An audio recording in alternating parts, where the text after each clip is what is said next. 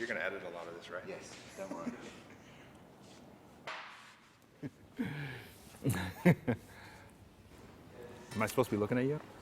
Ready? I'm Casey Ketterhagen, lead stylist on the new 2012 Softail Slim.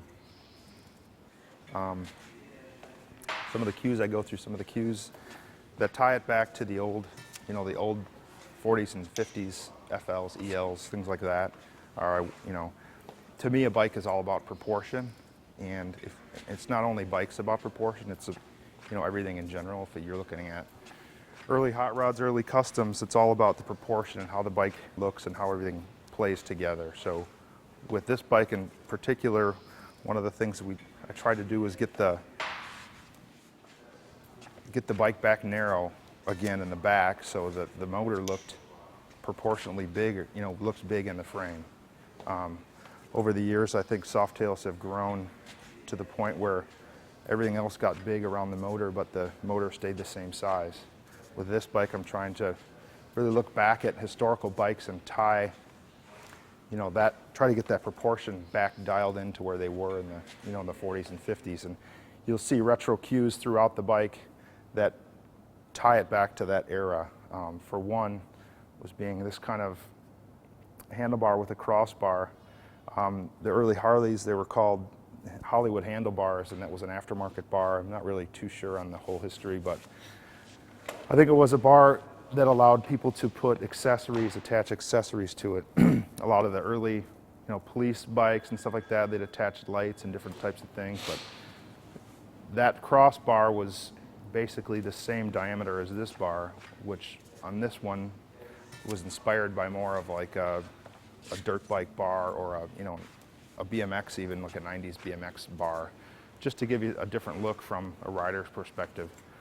Some of the other cues that date back to retro are kind of this cat eye style console.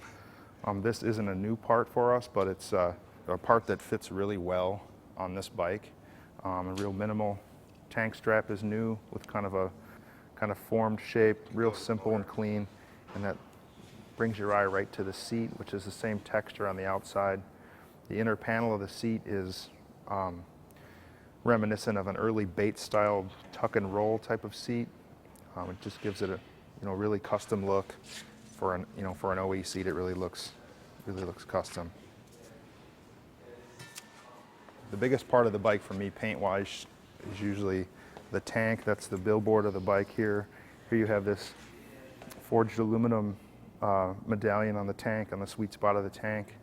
Real simple.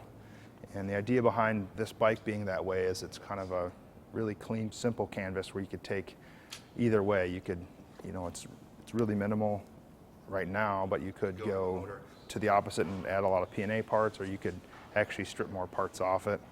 I wanted to keep the bike really pure and all just, about hardware. You see all the mechanical stuff. I mean, that's pretty common on Harleys and motorcycles in general, is the mechanicals are all visual, so those all have to play together in harmony with all the other pieces around it. There's a view, it's called something, and I can't think of it right now. You know what it's called? Still rolling.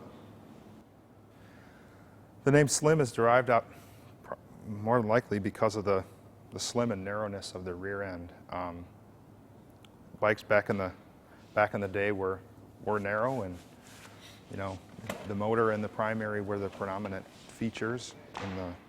And the fender in direct proportion to the tank. I'm going to talk about proportions again, but direct proportion to the tank, the biggest amount of paint is usually on the tank. And that tapered line brings you back into this slim rear fender and slim rear end. Together, all the proportions really kind of make the 2012 Softail Slim a simple, small, easy, nimble bike to ride.